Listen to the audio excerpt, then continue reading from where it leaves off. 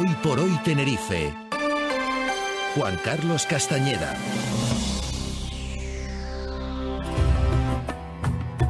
Espacio de ciencia, como siempre apasionante, con personajes y protagonistas que van desfilando de la mano de Jorge Méndez, profesor del Departamento de Física de la Universidad de La Laguna, pero en este caso, sin desmerecer, sin desdeñar a nadie que le ha precedido, es un tema que apasiona a todos, muchísimo a todos los españoles, pero a los canarios yo creo que de manera especial. Jorge, muy buenos días. Buenos días, Juan Carlos. Sí, el título del espacio de hoy yo creo que le dice todo. La física y la meteorología, y entre como subtítulo Ciencia tras el incendio, el desgraciado incendio que hemos vivido en Tenerife. Yo tenía muchas ganas al volver esta temporada, este mes, tocar varias cosas del incendio. De hecho, vamos a tener varios invitados a lo largo de este mes, la próxima semana también, catedrático de botánica Pedro Luis Pérez de Paz, para hablar también de cómo ha afectado el incendio. Pero hoy tenemos para mí una invitada de lujo, un honor, y a nivel personal también, ya verás por qué. Tenemos en los estudios pues a María Victoria Palma Martel, es decir, Vicky Palma. Buenos días, bienvenida. Buenos días. Buenos días, Vicky. Licenciada en Ciencias Físicas por la Universidad de La Laguna en 1999, y subrayo lo de 1999 porque nos licenciamos juntos, Juan Carlos, somos compañeros de clase. Ahí estuvimos ahí pasando las penas y compartiendo penas y alegrías, más alegrías que penas, ¿no? Se puede decir. Y la verdad es que es un honor, como somos compañeros de esa época, siempre hemos tenido contacto y siempre ha estado dispuesta a colaborar con nosotros, y le propuse esto. Yo creo que cuando ya se ha descansado, ahora le contaremos, porque vaya la pobre. Yo me acuerdo que le mandé un mensaje a las 24 horas de empezar el incendio y le dije, ¿cómo estás? ¿Has podido dormir? Y me dijo, no. O sea, imagina, ¿no? Entonces, pues, un poco por un esbozo muy rápido, repito, licenciada en física, fue jefa de meteorología de los servicios informativos de Radio y Televisión Canaria durante pues 15 años, desde el 2008 hasta este año 2023.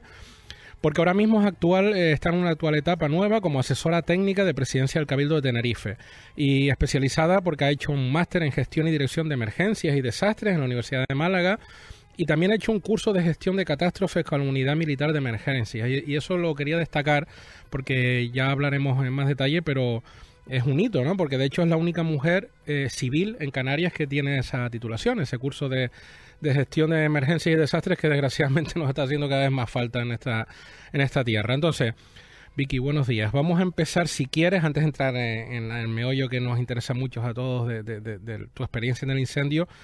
Como esto es un programa de ciencia y muchas veces queremos fomentar pues que la gente vea la aplicabilidad, la transferencia de la ciencia y las salidas que tiene la ciencia. ¿Nos puedes contar un poquito, dentro del tiempo de la radio, cómo ha sido ese camino tuyo desde que éramos los dos estudiantes de física, de esa física a la meteorología y después a la gestión de emergencias? Bueno, pues el camino es simplemente formación. Yo creo que tú lo recuerdas perfectamente. Nuestro decano, Francisco Mauricio, decía que un físico al final servía para todo, y eso yo creo que lo han demostrado los propios alumnos cada vez que hacen encuentros en la facultad para ver las salidas de la carrera, y lo hemos demostrado pues los profesionales que hemos ido saliendo de esa facultad a lo largo de los años. Pues mi trayectoria es muy básica. Yo empecé en física, debo de ser de los elementos raros, y tengo otro al lado que no hizo astrofísica, siendo la especialidad pues reina en la Universidad de La Laguna. Y bueno, hicimos física aplicada, lo que se llamaba. Hicimos física aplicada, y yo dentro de la física aplicada, pues a mí me gustaban las asignaturas de atmósfera, y bueno, hice física de la atmósfera como asignaturas libres, y claro, la física, ves la parte física de la meteorología, y a mí me interesaba pues conocer la parte práctica. Entonces lo que hice fue por matrícula extraordinaria, se llamaba antes, nuestra carrera no tenía los créditos de libre configuración como las de ahora. Pues me fui a la Escuela de Náutica a aprender meteorología y oceanografía y análisis y predicción del tiempo, que hacían los antiguos licenciados en Marina Civil, que es realmente donde aprendes meteorología aplicada, cómo hacer una predicción del tiempo, porque cuando estás en un barco la predicción del tiempo te la haces tú, o tienes que intentar entender qué es la información que te transmiten, porque va codificada. Y bueno, y esa trayectoria, el campo de la radio y la televisión, pues también me lleva en el 2006 a una llamada desde lo que es el SECOES 112 para dar un curso de formación de meteorología básica. Ellos habían descubierto que casi todos sus incidentes no rutinarios a lo largo del año tenían que ver casi siempre con temas de meteorología, lluvias fuertes, vientos fuertes, y querían prepararse.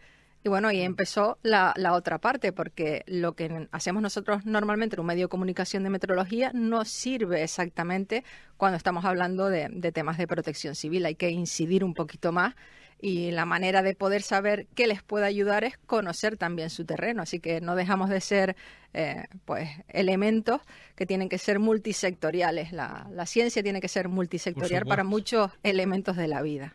Ajá.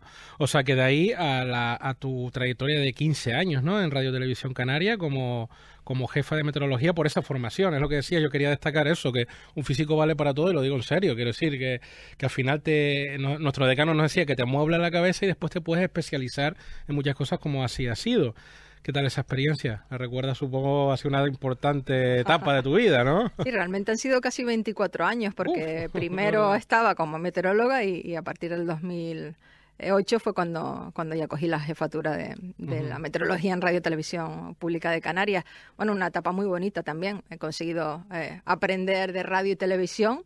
Y quizás no es porque esté en la radio, la vida te lleva a elegir, y entre los dos elementos, sinceramente, yo me quedo con la radio. Es mucho más rápido, y en situaciones de emergencia como la que se vivió el otro día, pues demuestra el papel que tiene la radio, porque es inmediata. A la tele le cuesta llegar un poco más, pero con la radio llegas y das la información pues segundo a segundo en el momento que tenemos esa información. Yo siempre lo dije, entre la radio y la tele, pues prefería la radio, y lo que sí es cierto que Radio Televisión Pública de Canarias me permitió pues hacer las dos cosas, combinar las dos cosas. Qué bueno. Pues vale, hace física, hace meteorología, y después vamos a entrar en el terreno para ir al tema del incendio y la gestión de emergencia. La verdad es que en Canarias cada vez más, además, estaba haciendo un repaso mental así rápido, terminamos la carrera en el 99, a los 2 años ya tuvimos el 31M, ese famoso en Santa Cruz, el Delta, un par de años después. Parece que esa gestión de emergencia cada vez se vuelve más vital, ¿no? ¿Cómo ha sido tu experiencia? Porque me decías que querías destacar eso, además mandar un saludo también a tus compañeros de la Unidad Militar de Emergencia. ¿Cómo ha sido tu experiencia en ser la única mujer civil en Canarias que tiene esa titulación, no? Bueno, yo he tenido la suerte de ir haciendo cursos a nivel Canarias, a nivel nacional, de protección civil y gestión de emergencias. Y bueno, al final en esos cursos conoces a mucha gente. Eso te hace pues llegar, pues por ejemplo, a conocer personal de la Unidad Militar de Emergencia, del personal que lleva riesgos naturales, una unidad de inteligencia militar que gestiona los riesgos naturales. Y bueno, coincidiendo con ellos en curso, colaborando con ellos cuando hay situaciones como incendios forestales o temas de lluvia o temporales de viento en Canarias, porque al final es más fácil hablar con un meteorólogo que está en la zona que qué puede pasar que verlo desde fuera. Pues me llevó a que ellos me invitaran a hacer su curso de gestión de catástrofes en el año 2021. Venía a coincidir pues justo después de un ejercicio conjunto combinado, que lo llaman ellos, que iba a ser un gran simulacro de riesgo de erupción volcánica en Canarias, que por el COVID se tuvo que suspender. Pues después pude hacer ese curso, y ese curso al final lo que pone es de acuerdo, o hace que todos digamos nuestras experiencias, tanto los militares como otros civiles de protección civiles y de gestión de emergencias de otras comunidades autónomas. Al final lo que ponemos es una puesta en común de cómo hacer las cosas para que en caso de que haya que intervenir todos sepamos cómo funcionamos cada uno y cómo ayudarnos unos a otros. Yo creo que no es por nada, por no echarnos flores, pero yo creo que esta comunidad ha estado dando ejemplo de gestionar emergencias. Hemos pasado un volcán, hemos pasado el mayor incendio de este país este verano, y ahí es donde voy.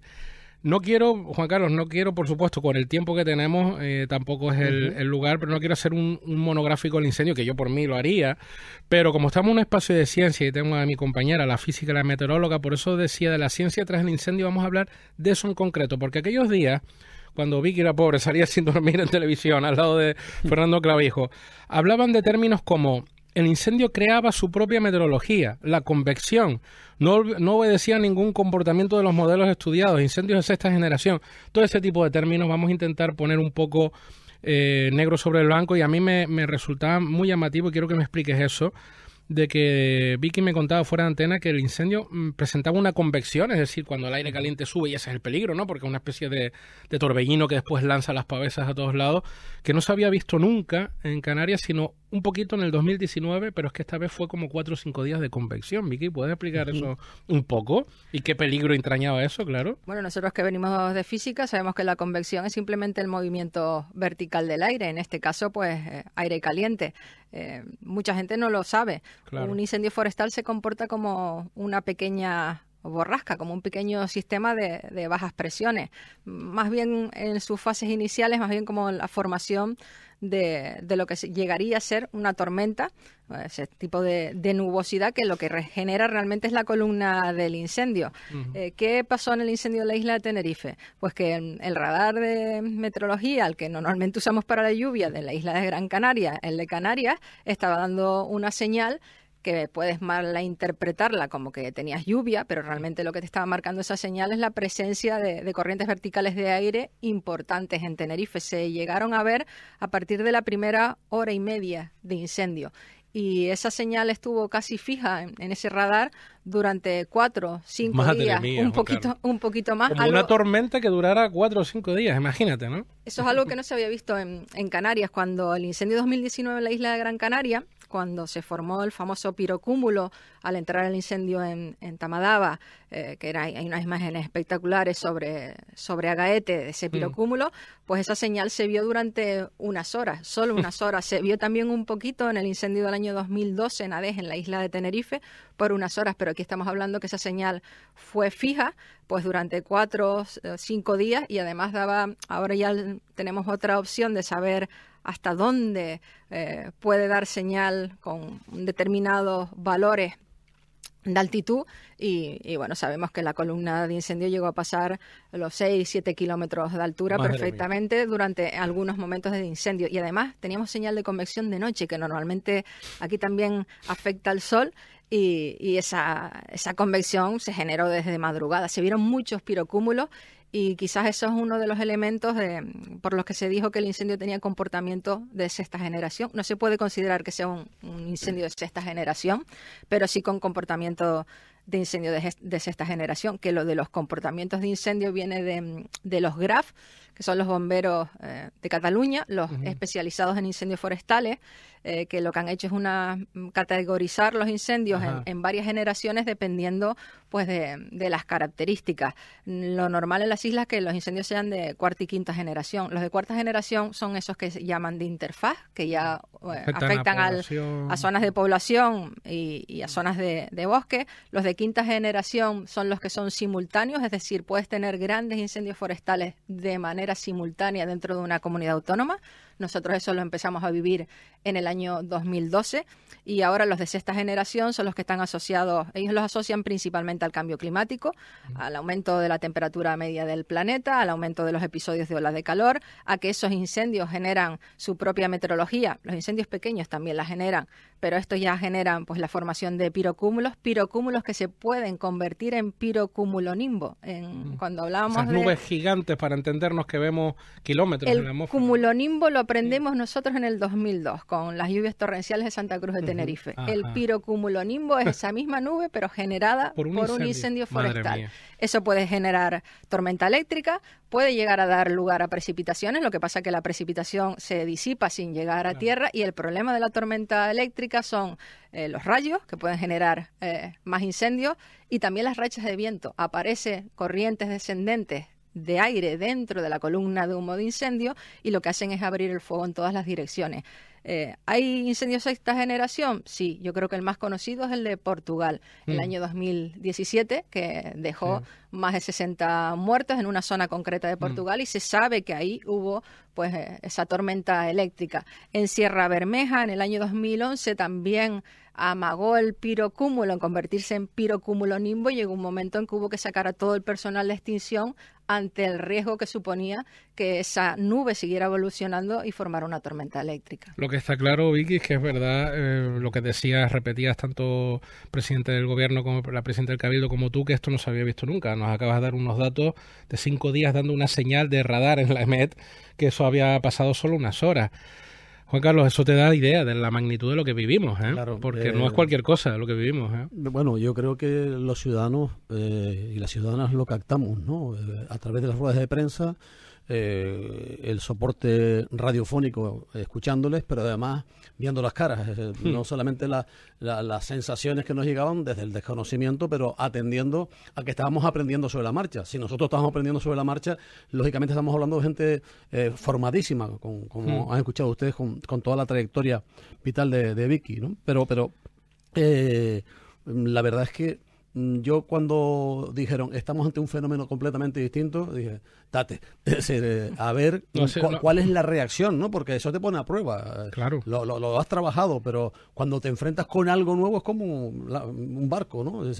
Tienes ensayado, te sabes la teoría respecto a un naufragio, pero cuando se produce el hundimiento es cuando dices, ahora es cuando hay que aplicar la teoría, ¿no? Hay que gestionar, hay que gestionar lo que sabes y lo que sabes en qué se puede convertir ese incendio, las características que está tomando, las famosas pavesas. Este incendio ha enviado pavesas a más de 15 kilómetros de donde se encontraba el foco principal. Hay que pensar que las vimos en Santa Cruz de Tenerife, las vimos en La Laguna, se vieron en Tegueste, se vieron en muchas zonas del sur. Valleguerra también llegó a mi casa. Valleguerra, claro, estamos hablando de que yo estuve calculando dónde estaba el foco principal de fuego ese día y simplemente en el Google Earth saca distancias a ver a dónde llega. ¿Cómo luchas contra eso, ¿no? Llegaron hasta 15 kilómetros y además pavesas de tamaño considerable en algunos casos. Es verdad que muchas carbonizadas y candentes. Una de las situaciones más complicadas, que lo dice la presidenta del Cabildo, fue el confinamiento de La Esperanza. Pero en el momento que empieza a pavesear sobre La Esperanza, ahí ya no había tiempo que perder. Hacer una evacuación suponía un riesgo muchísimo mayor para la población que hacer un confinamiento. ¿Qué pasa? Que en Canarias solo se habían hecho 2 confinamientos en incendios forestales, los 2 en la isla de Gran Canaria, uno en el año 2007 y otro en el año 2019, y es una decisión muy difícil de tomar, pero yo creo que fue relativamente más sencilla explicarla desde la parte técnica a la política, pensando en el incendio de Maui, que había sido unos días antes.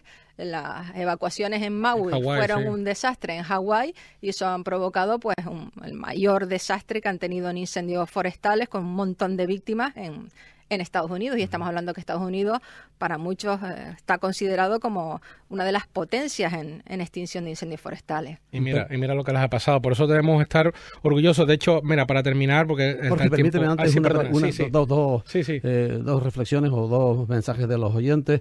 Uno que dice que la única información meteorológica que creía es la que transmitía Vicky. Muchas gracias. Que lo sentía por lo demás. Y otro oyente dice, buenos días, Juan Carlos, por favor, ¿podrías preguntar, con la experiencia que tiene Vicky, qué opina del incendio que se produjo en La Gomera en 1986? ¿Fue? Sí, cuando murió. 84, creo. Perdón, 84. Cuando sí. murió y que hubo una cantidad de fallecidos importantes. Es decir, ¿qué crees que...? Me imagino que están buscando la explicación meteorológica, científica. Ya se ha hecho estudios, incluso internacionales, del incendio de La Gomera. Uno de los de incendio a estudiar por el número de víctimas. ¿Qué pasa? Que igual que ha avanzado la meteorología como ciencia, ha avanzado también la ciencia en la extinción de incendios. Y bueno, en la isla de La Gomera se produce un fenómeno muy conocido que lo llaman efecto chimenea en los barrancos. Cuando el fuego entra en un barranco es muy peligroso y sobre todo situarse en la zona de cabecera de barranco. Claro. Los forestales ahora llaman esa zona del hombre muerto. A medida que el fuego va subiendo por el barranco, tanto por la zona del eje, el fondo de barranco, como los laterales, pues se va acelerando.